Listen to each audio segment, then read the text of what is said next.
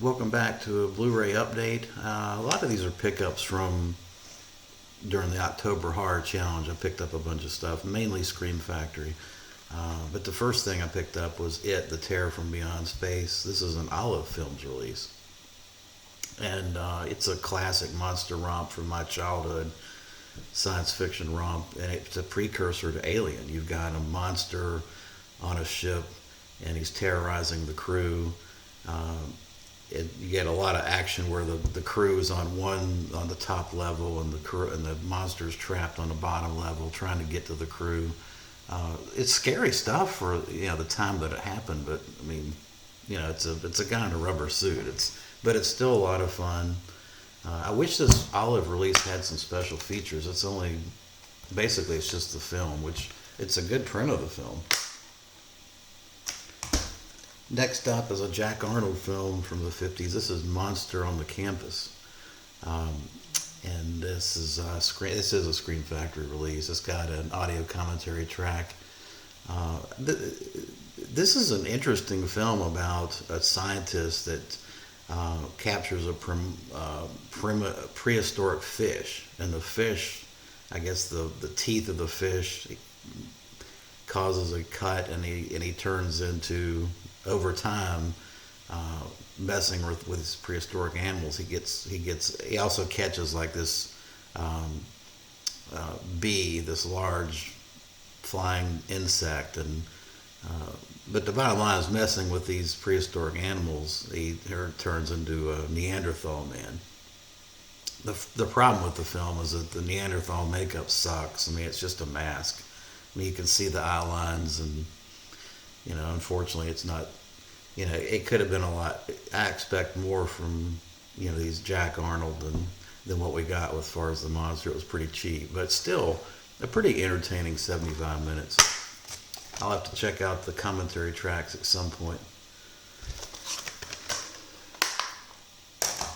Next up is a classic film, one of my favorites from Val Lewton, and that's The Body Snatcher. Boris Karloff, Bela Lugosi. One of his best. I'll give this a 9 out of 10. I had to pick this up just because of the special features. It's got a number of special features that the Val Lewton DVD box set doesn't have. So, one of my favorites. So I had to pick that up. Next up is another Screen Factor. This is The Man from Planet X. Great sci-fi film. I covered it in the October Horror Challenge. What's interesting about this, it's actually got a little bit of sophistication to it, because the alien is not your alien coming to kill and take over the Earth initially. Initially he's actually, I think, here by accident, it appears, and only through communicating and interacting with humans does he become an enemy of the humans, because of them trying to take advantage of him. So it's got a little bit of more of a depth storyline than your normal alien on Earth type stuff. This has a commentary track, Tom Weaver, that I need to check out in a photo gallery. Next up is Grave of the Vampire, which I also covered in the October Challenge. Michael Pataki. I'd never seen this before, and Michael Pataki plays a pretty decent vampire. You've got William Smith in this, who is the vampire hunter trying to track down Michael Pataki, and William Smith is, of course, kind of he's your tough guy. He's one of the tough guys in some of these movies, like Any Which Way You Can. He was the guy that fought Clint Eastwood in Any Which Way You Can. Good stuff. I enjoyed it. Surprisingly enjoyable. This has an audio comment. This actually has 2 audio commentary tracks and a deleted scene. Next up is Demented, which I don't know how I think this has been out a while. I don't know how I ended up not having a copy of this, but this is a 1980 rape revenge film.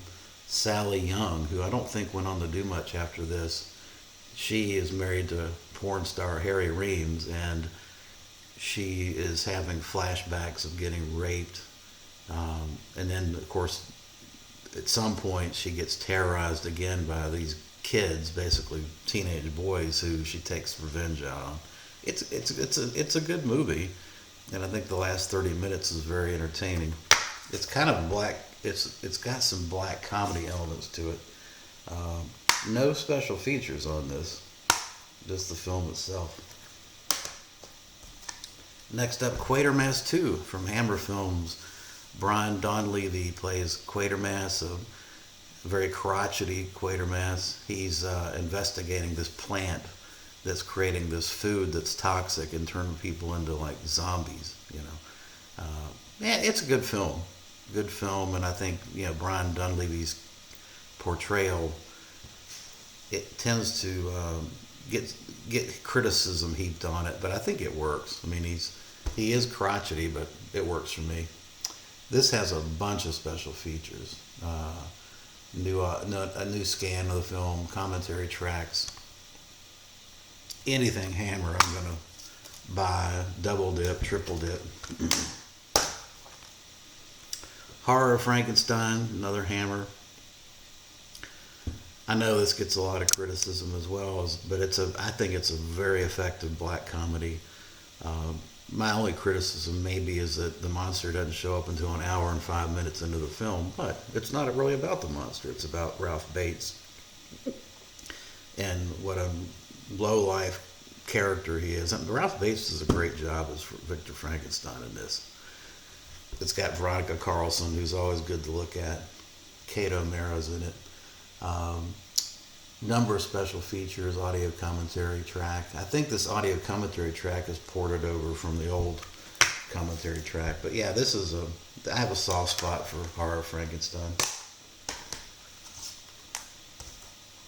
Next up, The Deadly Mantis, which is a 50s sci-fi flick. Once again, you've got atomic age, giant insects running around. All these films that came out in the 50s were like that. This one I think is a pretty effective one. It's certainly fun. I mean, it's a universal sci-fi film that's fun. The ending is a little concocted, but a lot of these are. I mean, you kind of wonder how they're going to stop this giant praying mantis, but it works. I enjoyed it. It's a fun time. This has a new scan and an audio commentary track.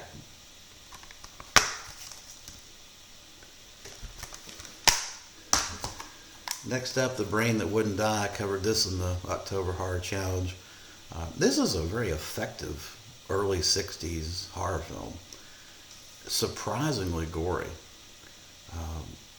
You've got this doctor that he's trying to keep his wife's head alive. They had a car accident, and he's keeping the head down in his lab until he can find a body to put the head on. It's crazy shit, I mean.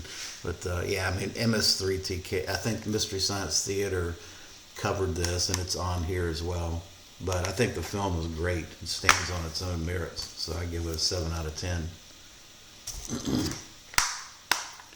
And then finally, I did pick up Valentine 2001, directed by the guy that did Urban Legend. I mean, this is a modern day slasher with, as I talked about in the review, it kind of encapsulates what's wrong with a lot of modern day horror films, in my opinion, and that is colorless characters. They look good. The casting is basically glossy looking people that would look good on a cover of a magazine. Denise Richards, for example. But as far as acting, as far as something, it's either an issue with it's either the actors themselves or the script or dialogue or what have you, but it's just they bring nothing to the table other than their fodder for the killer, and you're just kind of waiting for them to get killed off. So the colorless, nice to look at but colorless characters is a big problem, I think, in horror films. That's one of my big problems with the Friday the 13th remake.